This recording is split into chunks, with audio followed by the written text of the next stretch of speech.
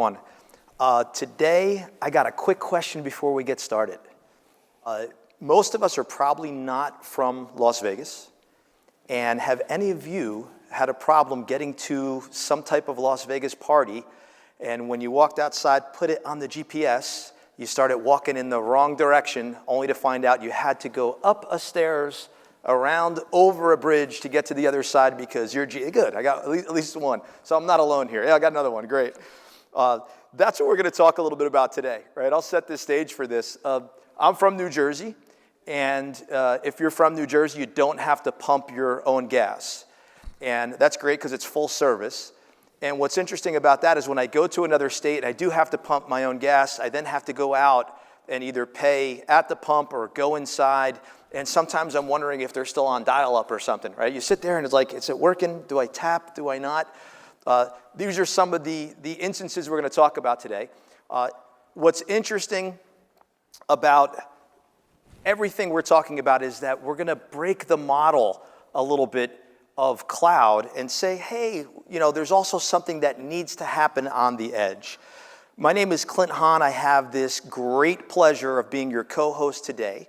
I work for Amazon for the past 6.5 years. I run our sales organization in the southeast of the US, and I get thrilled by working with customers every single day. It's the reason for getting up in the morning to truly be obsessed over your business and make it our business.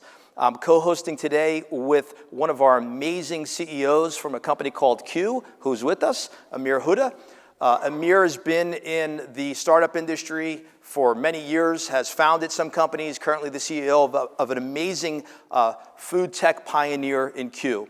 Some of his people are in the audience as well. And I'm also co-hosting together with Kaushik Sakar, who is my partner in crime and a senior solutions architect here at AWS. And he's going to also be speaking a lot with us this morning. Our agenda of the 7 things you see up there, it's a lot to juggle in the next hour that we have. We're going to focus mainly on 3 areas. The first is me setting the stage, going over what living on the edge really means. We'll go right over to Amir and talk about how Q is the master of the edge and the interesting things that they do in solving problems for the food industry. We'll also then go over through some components of what intelligent edge actually means, and we'll go into some architectures also.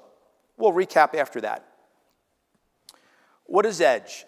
I love this quote. It wouldn't be an AWS presentation without at least one quote. I think we have 2. So there's a sci-fi author here. He put together an amazing book, Zones of Thought. And what he talks about edge computing is that it is an opportunity. It's a boundary that we look, that last mile, the last second where the information is most important to the end user, but it's an opportunity for us. And it's where the digital meets the physical and where it needs to happen. A great professor at NGIT, who's a friend of mine, is also the CTO, always said to me, technology is great when it works, and it has to work. And there's frustration at the end, especially with us nowadays where we want everything in that moment and we need it. But this is where we anticipate what happens in the real world, okay? Our next quote is from our favorite CTO here at AWS, Dr. Werner Volges. And when he looks at the edge, he said it himself, I would love everything to be in the cloud, but we've come to a point where we need intelligence at the edge to make those decisions, make those last-minute decisions. And it's where our experience and how we architect it makes it actually work or not. Jumping into some stats for this. When I look at this, say, okay, 27 billion just in 2024, that's pretty big, right? When I look at the market of what's happening at the edge and the projections going into 2025, it just goes up. We're looking at 40% of all processing is happening at the edge. Now that means we need not only a smart device, we also need to look at the avenues and the routes of where the information is coming, where it resides, a structure and schemas to be able to make intelligent decisions so we can help who's at the edge. Think about this for a second. When I look at this, well, why is this so big? Anybody own a Tesla here? I can't see most of you, right? There's so much going on with satellites. Hey, that's great.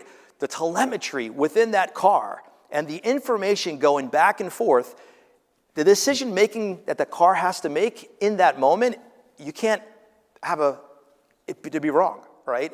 Because you're talking people's lives.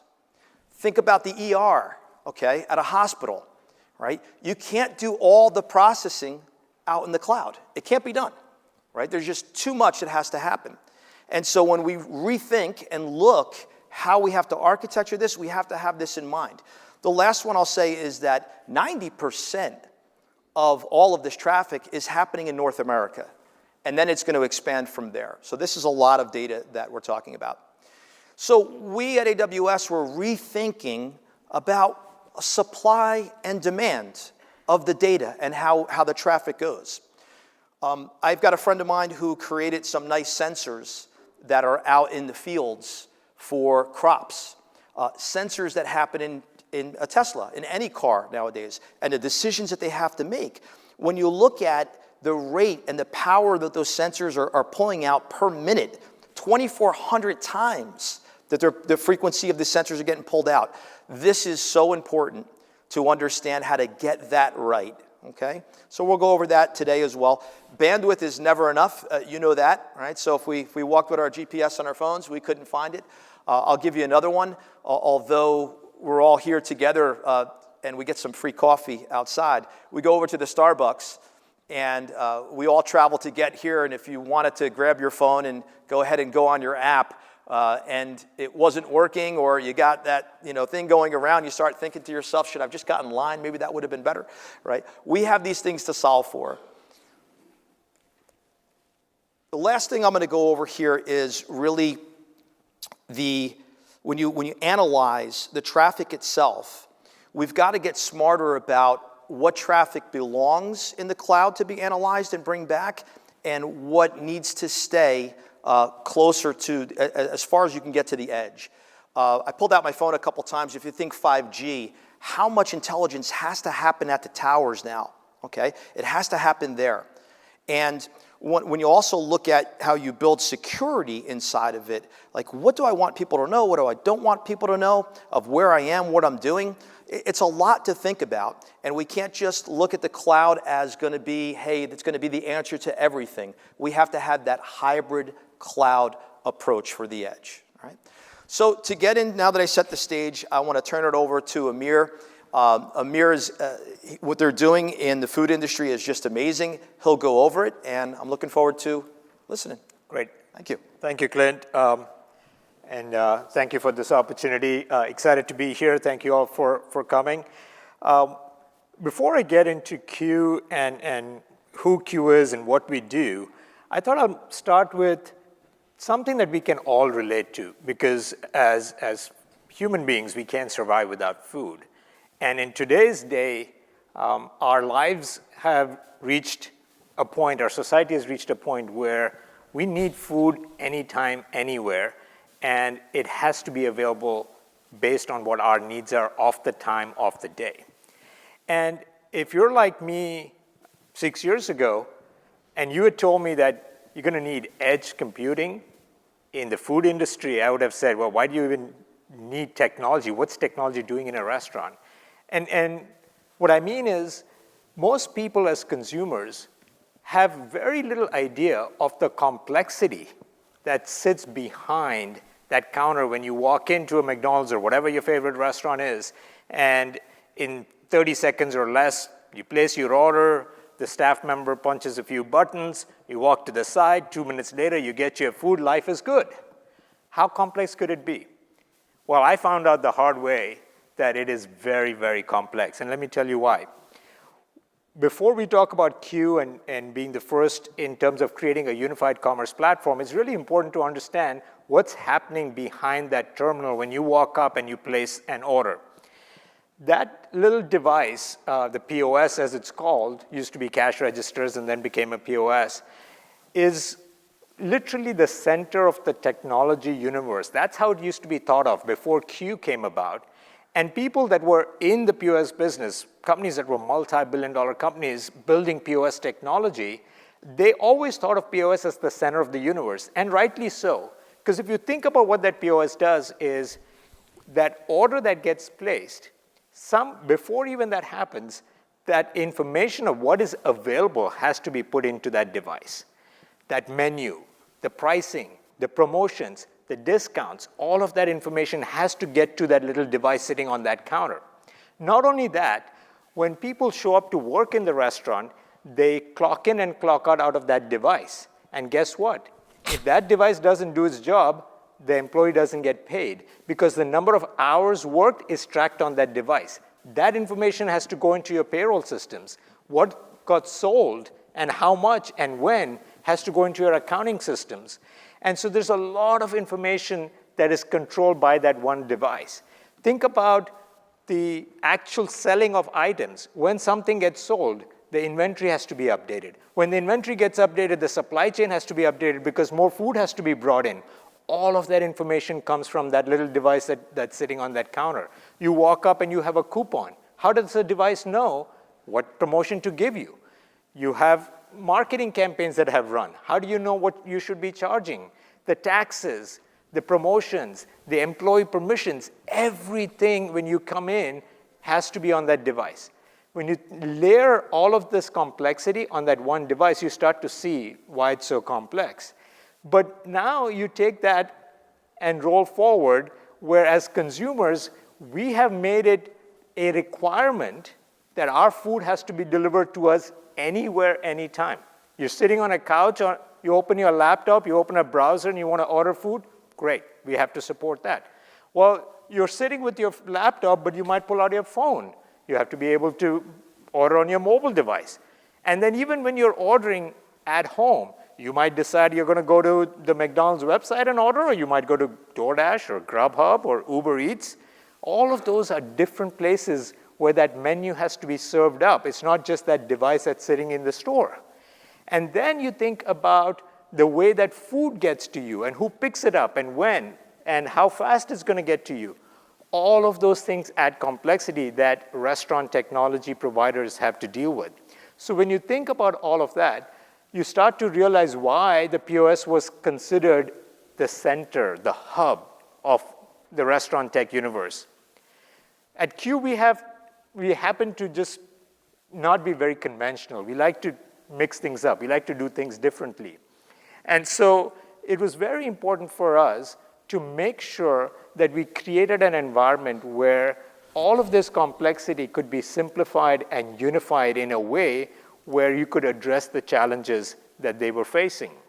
And so when we actually rebranded and launched as Q, we took a tagline, and our tagline is Beyond POS. And I'll be honest with you, a lot of people were sort of scratching their heads and saying, you're not even a POS company. You're a tiny little company that's just started out, and you're talking about beyond POS. Shouldn't you first be POS before you think about being beyond POS?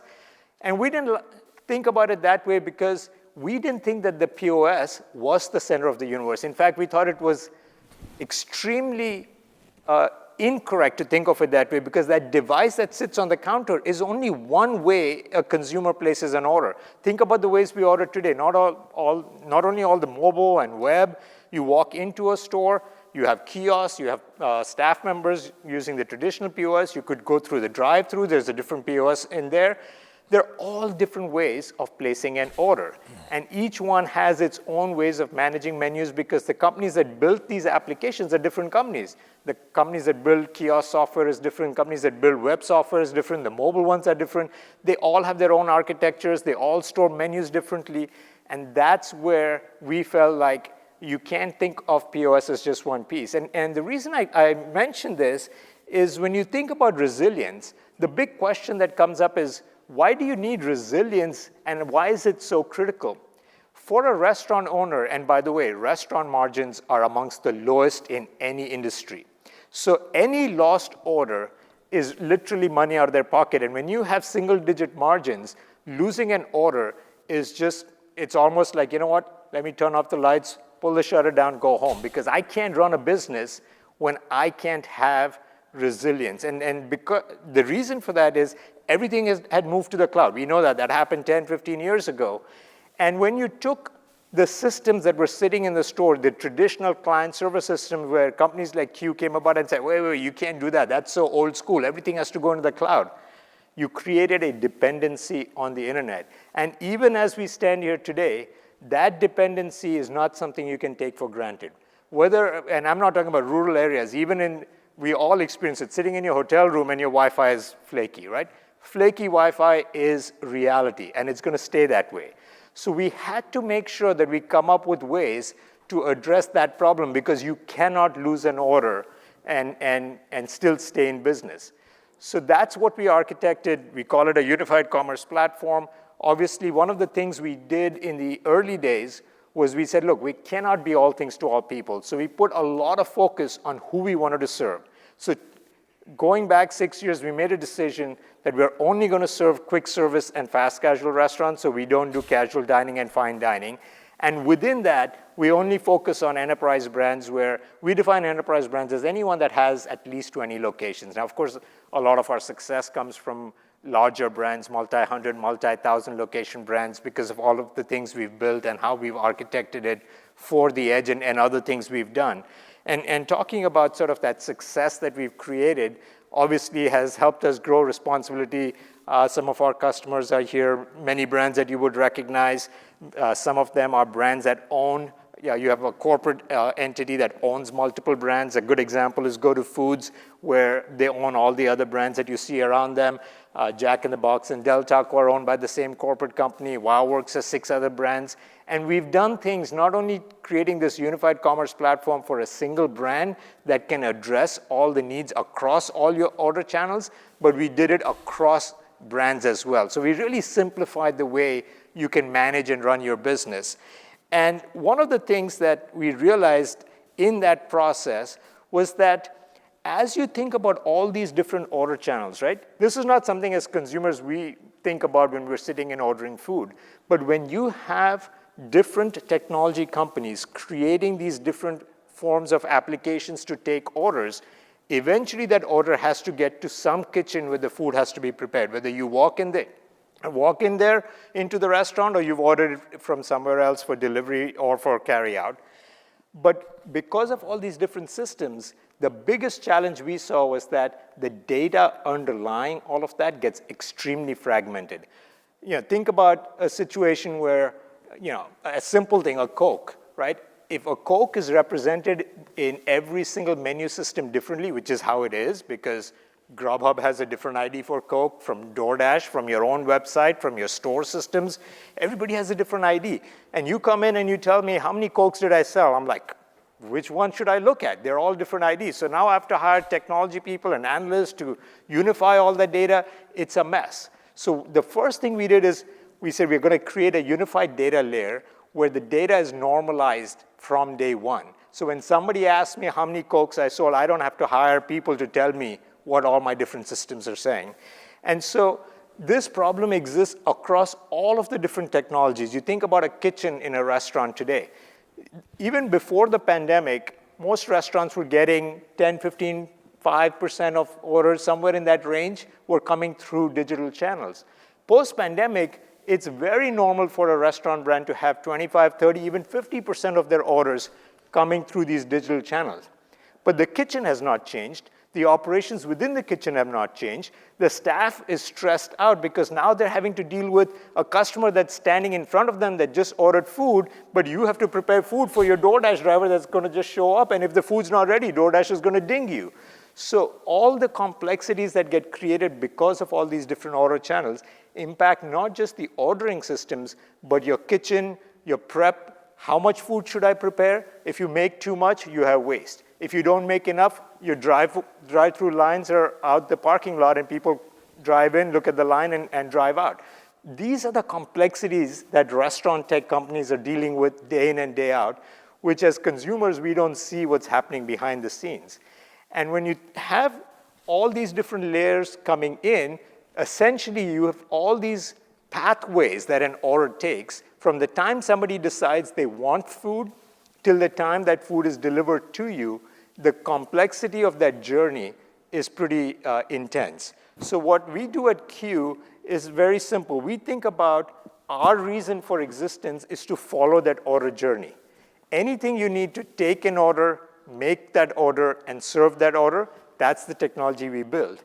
But underlying that, when I talked about all these different systems that a POS impacts, we knew that we had to be able to work with loyalty systems, marketing systems, inventory management systems, supply chain systems, payments, accounting, labor, all of that impacts our world. So we created this platform that made it extremely easy to integrate into our platform. So today we have about 110 different technology partners integrated into that underlying unified commerce platform that we've created. But all of that comes back to what do you do when you cannot rely on internet being there 100% of the time, and your promise to your customer is that your food will be delivered 100% of the time, because as consumers, we all know, there's nothing more than being hangry, nothing worse than being hangry, right? You can be angry for a lot of reasons, and you can have emotions coming out different ways when you're angry. If you're like my daughter, she always gives me that silent treatment when she's angry. But when she's hangry, I know it. There's no hiding that, right? So as consumers, that's the one thing that we rely on. Our food has to be given to us when we want it. And so resiliency and making sure that you have access to the data you need to take that order and make that order right away, that's non-negotiable in the restaurant industry. So this problem didn't exist before the cloud came about, because every store would have a server in the store, and all the data they needed to operate that restaurant was sitting on that server. You unplug that server and you put it in the cloud, now you're relying on the cloud to be always there to do what you were doing on the server before. And we had spent, and not just us, but everyone in all the industries, not just restaurant tech, had spent a lot of time talking about the need for cloud and why everybody needs to go to the cloud. And in fact, we would go bashing our competitors that were still providing client-server technology. And then we realized, wait a minute, we've got a problem. How are we going to solve this issue of 100% reliability all the time? We certainly can't go back and put a server in the store. I mean, that's going to be it's going to make us look real bad, right? And so fortunately for us, AWS came to the rescue, because we were already on the AWS cloud platform, but it just happened from a timing perspective where we were able to leverage ECS anywhere. And so we created this thing called an in-store cloud, which is literally a black box. It's a small, tiny box that we put in a store. But the software that runs on that is essentially the same software that we had created to run on the cloud, except we had to be smart about which components need to run in the store, what data needs to be in the store versus in the cloud, the orchestration of all of that data, the monitoring of it, the alerting off of that. So all of that stuff we took and we put it into our in-store cloud, which gives 3 layers of redundancy, First is every terminal in the store is always talking to every other terminal to make sure that if one terminal goes down, the data is available in the middle of a transaction. If that went down, you don't have to start over again. You walk over to another terminal, the data is all there. And that terminal will sync it back up to the cloud. And every terminal is also talking to the in-store cloud, and the in-store cloud is talking to the public cloud. But if there is no in-store cloud, the software that's running on the devices in the store doesn't change, because we took that same software that runs in the AWS cloud and put it into the in-store cloud. So that was not just unique, but pretty groundbreaking, because it provided us an ability to be always on, but without having to create custom code that has to run in the store that's different from the software that runs in the cloud itself. So that's the reason why we had to create a edge computing device. But more importantly, the value that we're getting out of it, you saw some of our brands, some of the largest brands, they're looking at this as a unique way to make sure that their stores have everything they need all the time, but we are behind the scenes making smart decisions about which data we keep in our in-store cloud versus what stays in the public cloud itself. So that's just a little flavor of why we did what we did. And I'm going to hand it over to Kaushik to talk about the what behind it, to talk about the intelligence behind it. So Kaushik, I'll hand it over to you. Thank you so much. Can everybody hear me okay? All the way to the back. I do have a very low voice. I want to make sure that everybody can hear me properly. So really fascinating to see all that goes behind just bringing your hot dog, right? Like what's next? Hot dog with Wi-Fi? I don't know. So working with edge technologies is a little bit like any Matrix fans in the audience or seen the trailers, right? Imagine that scene from Neo where Neo is getting shot, and instead of dodging the bullet, if Neo was buffering, that movie would end pretty quickly, right? So that's what reacting at the edge is all about. You have to be fast and you have to be quick. And it's not just about speed, it's also about value, solving business problems. So at Q, we've composed what we've done working with Q over the past 1 year is we've really tried to reinvent the edge as much as possible and make it as efficient as we could. And we've looked at the edge and we've broken it down into 3 different components. The first is critical business apps, which means the show must go on. In the hospitality industry, just because you don't have bandwidth doesn't give you an excuse to not serve food, right? You're in very difficult parts of the country where food has to be served and bandwidth is not a given. So the first thing we focus on is making sure the lights are on and critical business apps are running. The second thing we focus on is no talk is complete without Gen AI these days. So we're going to talk about how we do Gen AI at the edge a little bit more innovatively. And thirdly, for quality assurance in the restaurant, one of the big areas that we focus on is IoT and bringing more and more information to the hands of the restaurant manager so that they can effectively manage their restaurant edges. So we've broken down the Q's Intelligent Edge into these 3 components, and I'm going to try and dive into each of these pieces one by one.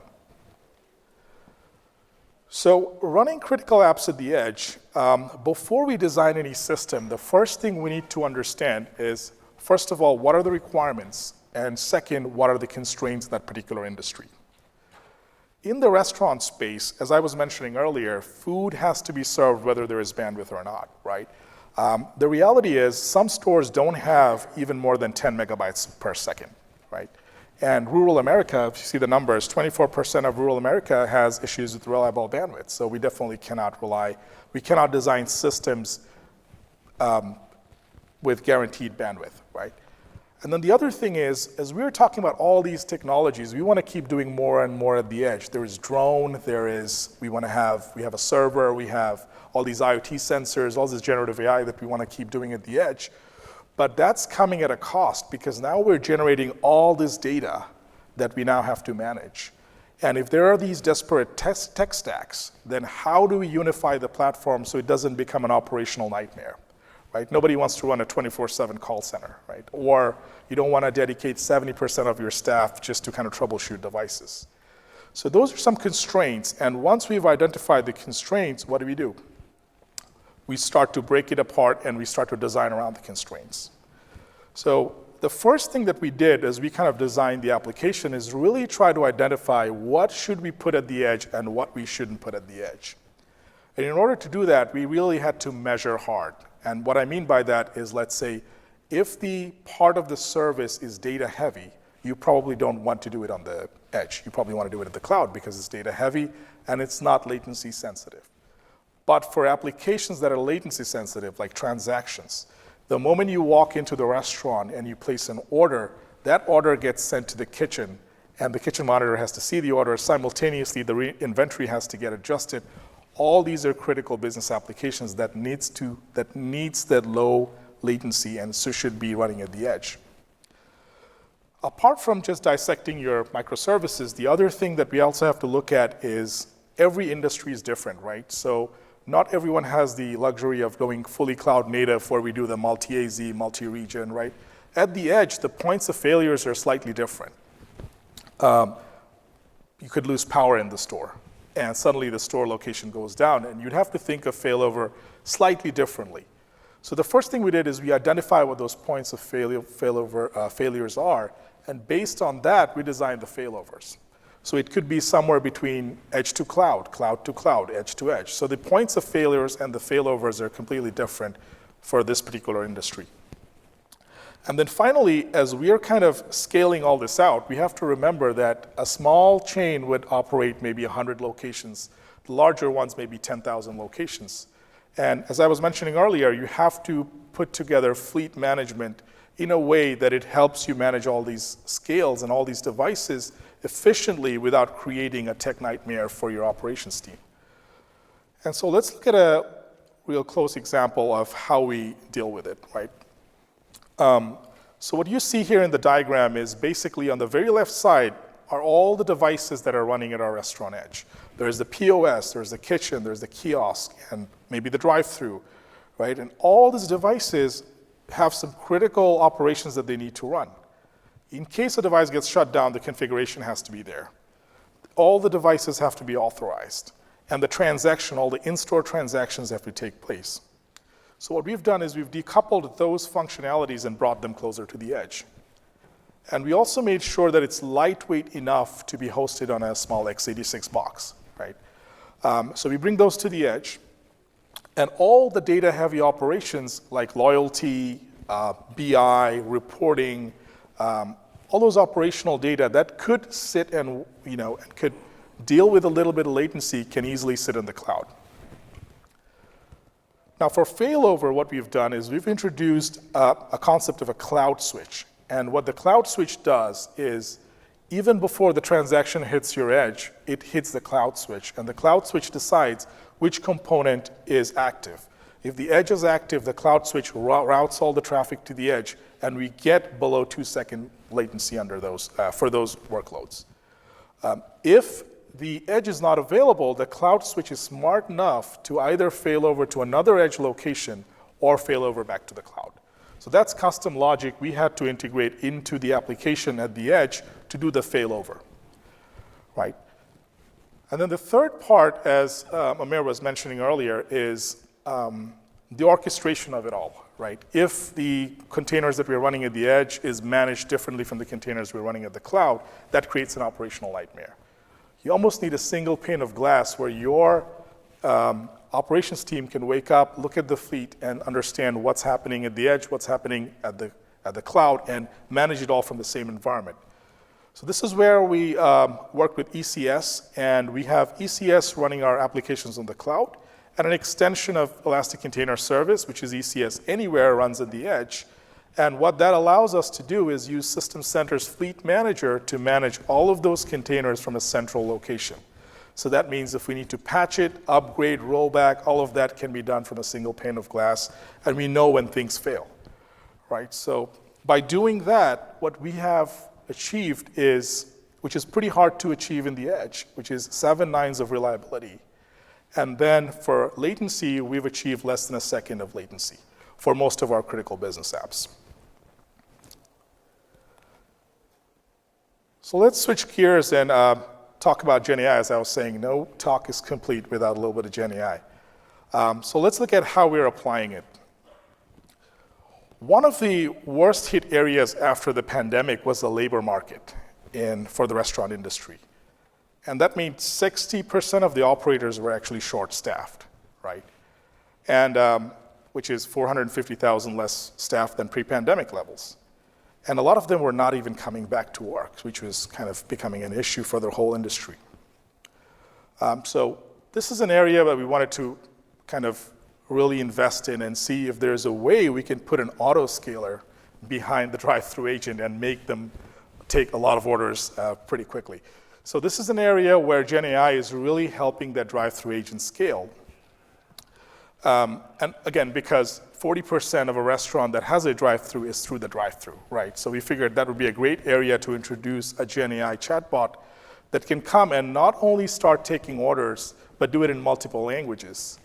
And it can also replay your order back, give you recommendations, and in some cases will tell you a joke while you wait for your fries, right? So those are some of the capabilities we're unlocking, but it's really just helping that drive-thru agent and businesses scale so that they can cope with some of the staff shortage issues that they were facing post-pandemic.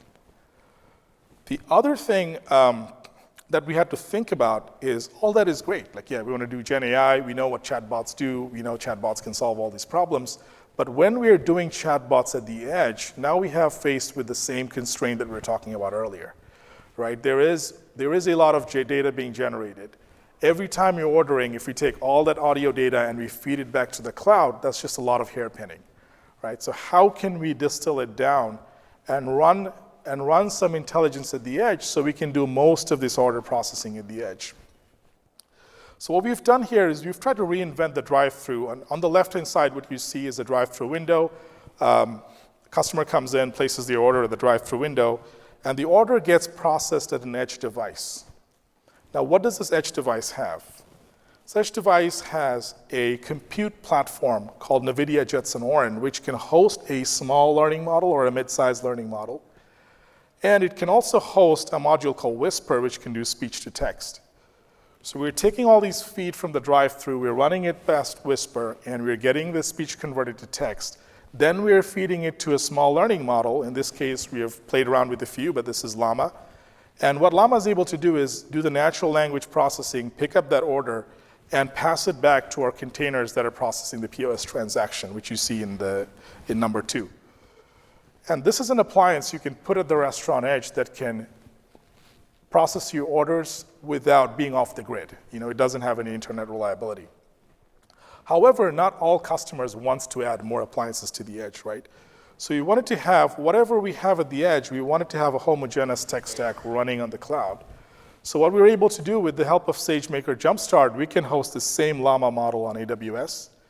And if you wanted to switch it up and do on-demand, we also have Bedrock. But Bedrock currently doesn't have Llama support. But you can run some other models on Bedrock as well and do the same. And that way, if the edge fails, you can also fail over to the cloud. And the third thing that we were talking about earlier when we were talking about constraints is fleet management. Now, think about doing this at scale. When we go across 10,000 locations or thousands of locations, how do we manage all these devices that we're putting out at the edge? And it's not just about managing your LLMs and the devices that are hosting your models, it's your IoT sensors as well. You need a unified control plane that brings it all together. So this is where we have IoT Core. And what IoT Core does is with the help of a runtime that you install on your edge device, which is IoT Greengrass, you send all the telemetry data to the IoT Core. And IoT Core can manage, monitor all your endpoints that you're putting in the edge, and you can all manage these devices patching rollbacks from a single pane of glass, which is through IoT Core. If you want more data on how those devices are performing and you want to do more analytics on it, we have IoT Analytics that allows you to do data analytics on the telemetry that you're receiving. So we ran this architecture for a couple of quarters, and we have some promising results. And I'm going to hand it back to Amer to kind of talk a little bit about the results that we had seen. Thanks, Kaushik. So when we think about voice and voice AI and using Gen AI at the edge and being able to take drive-through orders using an automated system, that technology is still very new. There are lots of brands that are piloting at a few locations because one of the worst things that you can have happen is you try to automate to address the labor issue and you create a new issue from a guest satisfaction perspective because the order was not translated correctly, it was not heard correctly. And so these are still early days for voice AI at the restaurant level and even more so at the edge level. But working with some of our brands, we've been able to at least try and get some important information as the technology evolves to see where, as Kaushik was saying, are we reducing the latency? Are we being able to do, historically, if you didn't have an edge and if you wanted to do voice AI, you first had to translate the speech to text. You had to go to the cloud for that. You come back, then you have to go back to your POS provider to say, okay, I just got this text. What does this mean from an order perspective? You had to do that translation. That's another hop to the cloud. And that all assumed that the order was simple enough where the translation was 100% right the first time. Well, that's not the case. In a drive-thru, when a car pulls up and you've got 3 kids and everybody's saying, oh, change this or order that, or can I have a small instead of a large or whatever, imagine the number of hops happening to the cloud every single time somebody changes their mind, and this is all happening in real time. That's where the value of edge goes up significantly, even beyond some of the scenarios we talked about earlier. Drive-through accuracy improved obviously a lot, in this case 40%. We also saw non-intervention rates. So this is something that's important to understand. What does non-intervention mean? When an order is placed through an automated system and it gets translated and something is not translated correctly, you have to be able to have somebody listening in, some human being listening in that can hop in and say, okay, can you repeat that, or can I change that, or whatever. You need a human to enter the loop. And that human is typically somebody in the store now, maybe packaging food or preparing food or whatever, but they have a headset and they're listening, and when they detect an issue, they can jump in and go back to the old way of doing things where you're talking to somebody in the store when you're at the drive-thru. Not having that intervention is a critical need of this whole automated system. Otherwise, you're going back to the old days. So non-intervention is, when you say it's 90%, that's very high. That means 90% of the time, somebody does not have to step in to help the guest, and the system is doing what it is designed to do. And obviously, because there is so much automation, you can have smart bots that are doing upsells and trying to get you to buy more, which is something that restaurant employees are trained to do, but they may not always do that. And we're finding that there is more upsell happening. The check sizes are bigger, in this case 5 to 6%, because of the upsells, trying to make something into a combo where it might have just been a burger and now you've been able to sell them a combo. Overall increase in the drive-through sales, the net sales, 5 to 20%. And these are big numbers. I mentioned earlier, it's the lowest margin business across industries. So every percentage point makes a huge difference to their bottom line. So very promising results, early days, still a lot of work that needs to happen to make sure that the kinks that are there in the different parts of the technology stacks are being resolved. But I think 2, 3, 5 years from now, this will be common in every drive-thru. It will be unusual to not have technology like this because of the impact on labor costs and labor savings that the restaurants are seeing from that.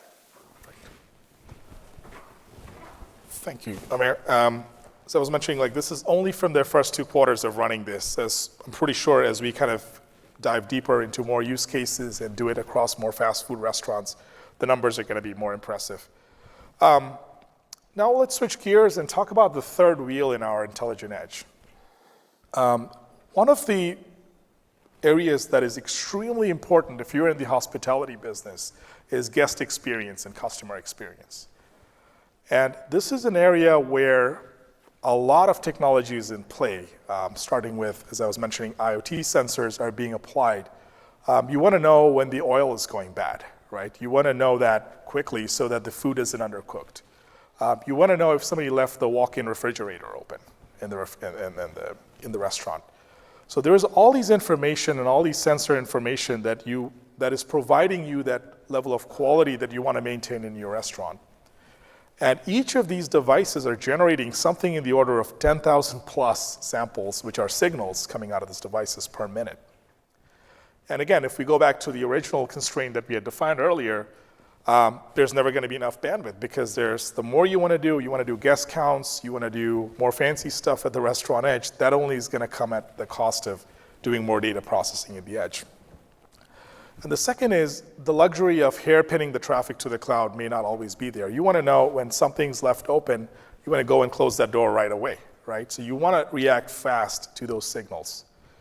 So the way we kind of rethought the IoT edge for the restaurants is, yes, we have all the sensor data from the HVAC systems, from the cold chains, the kitchen sensors, the electricity sensors.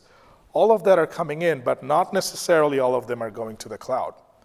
So what we've done is we've introduced a Q box that is able to take some of this alerting locally and send the alerts back to the operations manager at the store without sending all these traffic to the cloud, right? By doing that, this box is sort of acting like a noise filter for the cloud, right? But at the same time, it's allowing you to react more faster locally. Let's look at some data. So after running this architecture in the restaurant edge, what we've noticed is some of these devices that were sampling 2,500 times per minute is actually now sampling twice a minute, and we are only sending 2 signals per minute to the cloud. The rest of the reactions we're able to contain locally, and we're able to respond to the needs of the business much quicker, right? And the other part about running any sort of IoT sensor-based workload is you need to experiment a lot. Before you change a setting, say you're opening a new store and you want to play around with those real-time settings in the store without necessarily bringing your production systems down. What we've also done here is we've introduced a product called IoT Digital Twins. And what digital twins allow you to do is run experiments at the edge without needing to rely on your production level sensors or sensors in the store. You can create an exact replica of the sensors that you have at the edge on the cloud. So this is a little bit on the reverse, where instead of doing more at the edge, we're trying to take it back to the cloud. And we're running more successful experiments at the cloud so that we can be more responsible at the edge, right? So digital twins, introducing an edge box to do more of the local processing locally, those were some of the learnings for us in the, as we were kind of focusing on the IoT at the edge. So again, those were the 3 different wheels of our architecture. And to sum it up, I would say, before we started designing all this, we just asked ourselves 3 fundamental questions. What are the problems we are looking to solve? What are the constraints that the industry has? And how can we bridge the gap? And when you think along those lines, for any industry, you should be able to come close to the answers that we have. And it will be very different for your industry. But if you are more intentional in the design from the get-go and design with observability in mind from day one, you're going to see a better chance of success. So I'm going to hand it back to Amer now to kind of recap some of the key takeaways and take us home. Great. Thanks, Kaushik. The stuff that's happening with IoT sensors in the restaurant industry is pretty mind-boggling, and none of this was happening even 2 or 3 years ago. So there's so much new technology that's going into the restaurant that hopefully makes operations easier and simpler for the staff. One of the things we hear all the time from our restaurant brands is the staff is really stressed out. And obviously, these are not very high-paying jobs, and on top of that, you layer in all the stress, and you see the churn. Most restaurants, locations, experience about 125% churn every year. Imagine trying to run a business like that. It's just an incredibly hard business to run, and on top of that, you have very low margins, right? So it's good that the technology is coming together because it's an industry that absolutely needs any amount of help that we can provide. So I think just to summarize, it's important for us to, at least from a Q perspective, to understand the customer journey and what should be put on the edge and what you should not. I'll give you a very simple example, something that I experienced myself. I'd walked into a restaurant, it was late in the evening, I was just feeling like having fries, and so I walked in and I saw POS terminals. There were 3 of them on the counter, but there was nobody there, and there were a couple of people working in the kitchen, but there were 2 kiosks on the side. So I walked up to one of the kiosks, placed my order, just fries and a drink, and I stood over there, and I saw that the fries were ready. I was expecting any minute somebody will take the scoop, put it in the sleeve, and hand me my fries. And it didn't happen. And I was still standing there, and the 2 people, one was doing some cleanup work, one was preparing and packaging some food. So I waited for a few minutes, and 5 minutes went by, and like I said, right, when the food's in front of you, you want it. And so I called out to the person, and I said, I'm waiting for my order. And she said, I'm sorry, it's not here yet. And I'm like, what do you mean? I knew because there are lots of technology companies that have built kiosk applications that send the order to the cloud and then back into the kitchen. That's a perfect example of where you need to use edge computing. If you're building a kiosk application, use an edge device that can process the order so that somebody's not waiting because your internet is flaky, and now you have to stand there waiting for that order to come back down so she knows what to put and hand over to me. So it's really important to start thinking about the applications and where it makes sense to put some capability on the edge and where it doesn't. We provide an app called Notify that gives you your entire restaurant's data in real time. It used to take weeks, if not months, to get that kind of data. Imagine a brand having thousands of locations. We give you in real time on your phone every single data up to the second, sales data, labor data, inventory data. That's not something you want to do on the edge. That data is not going to be used by anybody in the store. That stuff is better done in the cloud. So it's just, you have to look at it application by application and come up with which ones actually make sense to put on the edge. Scaling smart, there are so many ways to think about how to scale, right? In our business, scale is about infrastructure, scale is about transactions, scale is about the dollar volume flowing through our entire platform that we run. So there are different areas that we think about when it comes to scaling. And for us, it all starts with you can't scale a business if you're not always on for your customer. That's the fundamental reality of what we do. So for us, when we think about scaling, it starts with that, and we look at each component of our business and think about where can we bring technology to bear to help us scale, and where things are already working fine and we don't need to disrupt it just for the sake of disruption, just for the sake of innovation. So defining your point of failures, defining what happens if your edge device is going to be down. We actually have experienced some locations where they didn't know that their Wi-Fi was down for days. The restaurant was working just fine. They're taking orders, they're processing orders, they're giving food, and the owner has no idea that there was no connectivity. That kind of resilience is critical to have.